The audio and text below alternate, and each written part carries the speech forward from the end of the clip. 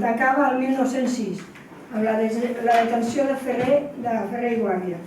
Se'l va considerar col·laborador de l'atemptat contra Alfonso XIII. Va ser declarat innocent, però va ser declarat innocent. I el 9 d'octubre el van acusar d'instigador de la Setmana Tràgica. I el 13 d'octubre de 1909 va morir afusellat al castell de Montjuïc.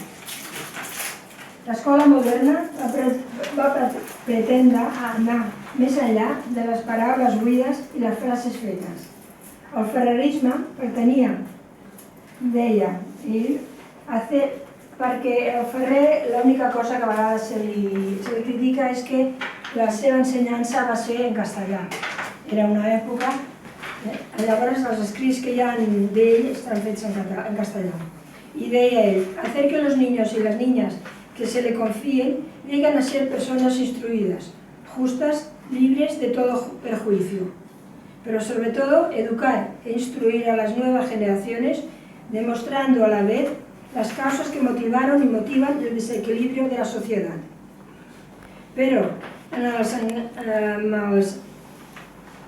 no ens enganyem, aquesta era una finalitat tan poc habitual aleshores com ho és avui en dia. Es tracta d'educar de manera alternativa per a una societat que sigui més equitativa. Aleshores se li deia societat sense classes.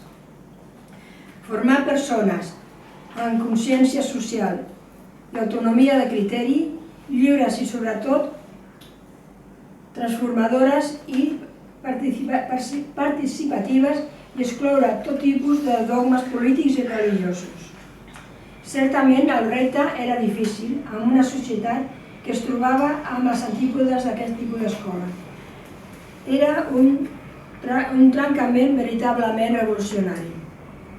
L'experiència de l'escola moderna fou breu, però en certa manera li va sobrar temps. Doncs el 1905, fa ser molts anys que va estar a Ferrer i Guàrdia, però ja el 1906 existien a la província de Barcelona 147 escoles i el 1908 s'havien creat escoles a Madrid, Sevilla, Màlaga, Granada, Cádiz, Córdoba, Palma, València i també altres ciutats d'Europa.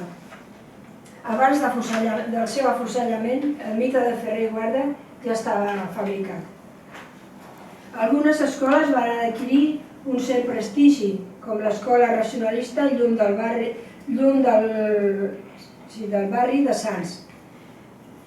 L'escola racionalista, que es deia Llum del barri de Sants, que comptava amb més de 70 alumnes diurnes i unes tantes a la nit. Es destaca també l'escola que durant la Segona República teixia les germanes Ocaña junt amb Floreal a la Torrassa. Posteriorment, el franquisme s'encarregà d'enfonsar la nostra memòria i, efectivament, mostrada per l'organització de l'escola moderna.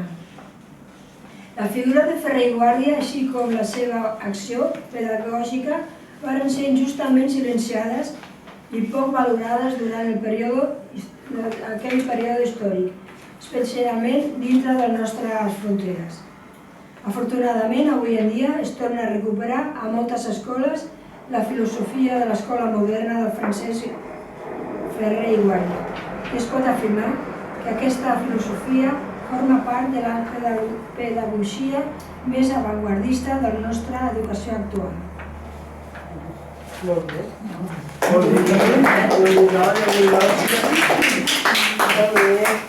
A ver, ¿quién quiere un caramelo San Miguel?